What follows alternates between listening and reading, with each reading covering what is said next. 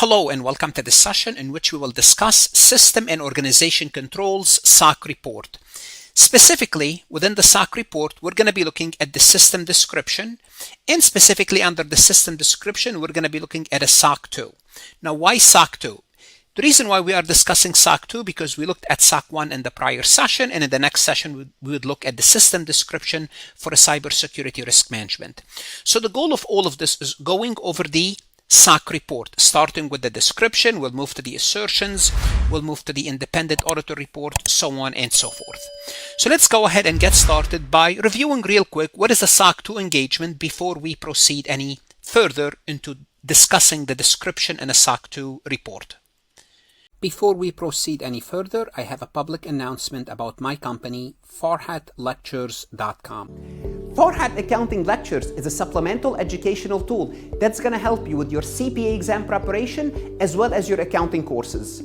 My CPA material is aligned with your CPA review course such as Becker, Roger, Wiley, Gleam, Miles. My accounting courses are aligned with your accounting courses broken down by chapter and topics.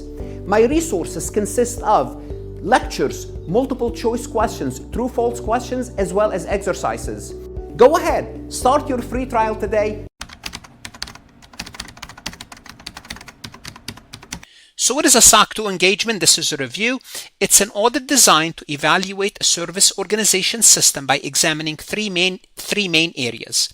So remember here we're looking at the service organization. What is a service organization? The organization that's providing a service to a user entity.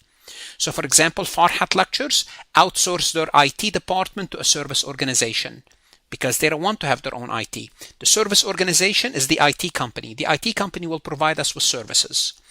Now they have to get an audit. So a SOC 2 engagement is an audit designed to evaluate the IT company's system by examining three areas: the description of their system, the suitability of the control design, and three, how effectively these controls operate, and this is a type 2 report. These are type 1.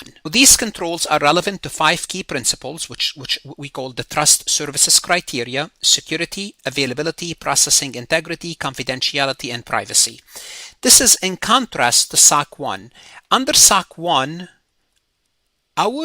our criteria is the internal control over financial reporting. So the control criteria are different. So SOC 1 deals with internal control over financial reporting. SOC 2 deals with trust services criteria. And those are the trust services criteria. Now a SOC 2 could be about 1, 2, 3, or all of them. It does not matter. So let's take a look at what would a SOC 2 engagement description would involve. So in this process, the management, when they prepare the SOC 2 engagement, is responsible for providing a detailed description of their system. Why would they do that? They want to do that because if they want to entice, if they want to recruit new customers other than Farhat Lectures, they have to tell the users, the potential users, about what they want to do. Now, when a SOC 2, it's designed, again, not for the general public, it's designed for specific groups such as the user's entity and their auditors.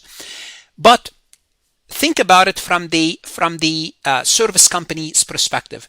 They want to kind of have a good description of what they do, so this way they can tell the user's entity exactly what they're doing. So this description, which we'll discuss, help users of the report, such as the clients, business partners, and other stakeholders, to understand how the system works, including how data is processed and the flows within and out, and how it flows within and out of the system. So simply put, they want to tell you their story in that description. For what purpose? To inform you. So the report must be prepared following specific criteria that focus on the organization's procedures, obviously, and controls designed to manage and mitigate risk. So this comprehensive description, the reason why they do that is to ensure transparency, and they provide essential information on the system's control environment. So the whole purpose of the report is to inform their client, the user's entity, such as Farhat Lectures, such as my auditor, and other stakeholders who might be interested in this report. Remember, but SOC 2 is limited versus a SOC 3, it's to the public.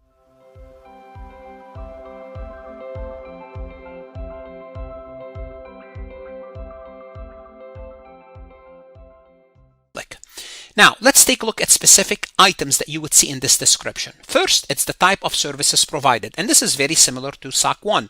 What are you really offering? What type of service are you offering? Type of services provided. This section outlines the specific services the organization offer, focusing on those relevant to SOC 2 engagement. For example, a cloud storage provider would detail their data storage and backup services. They will tell you about their services. The principal, service commitment, and system requirement. This includes the promise the organization make to their client regarding the service. What are they providing? What's the commitment that they're making? And all the system requirements necessary to fulfill their principal objective, principal business. It might detail how the data is protected and how the uptime is guaranteed, for example, for a cloud storage and backup company. Service commitment, they'll have to include that. These are formal declaration made by management about the systems used to deliver services. And this is to make sure that they meet the need of users and their customers. I'm making a commitment, service commitment to you. Just spell it out. Tell me what are those commitments.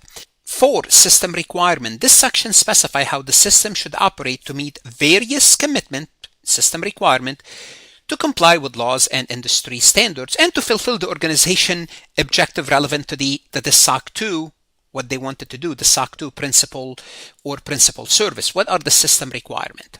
Also in the description, they would involve component of the system used to provide the service.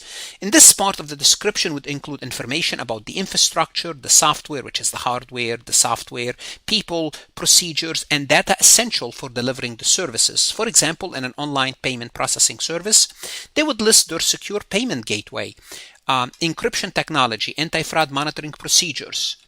They also need to list or identified system incidents. This would include any incidents where controls were poorly designed or failed, leading to significant disruption in the service. They have to tell you this. And why? Because you need to be aware of it. And they obviously, if they mention it, they will discuss exactly what they did to resolve it. The description covers the nature, scope, timing, and resolution of these incidents, with Type 2 report covering the period of the review. Again, this is a Type 2, because in Type 2 we want to know if something is working properly or not. Remember, if it's working effectively or not, versus looking at the description of the design and the suitability of the design. Also, we would look at the applicable trust services criteria. Details the criteria. Remember, we mentioned 5 of them earlier. The trust service criteria is relevant to the report.